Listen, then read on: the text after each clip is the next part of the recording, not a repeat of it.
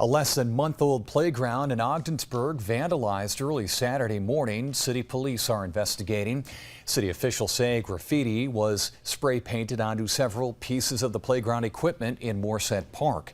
Crews from DPW and Recreation were out Monday to remove the graffiti, but Ogdensburg interim city manager Andrea Smith says the process could be costly as the damage is not covered under the playground's warranty.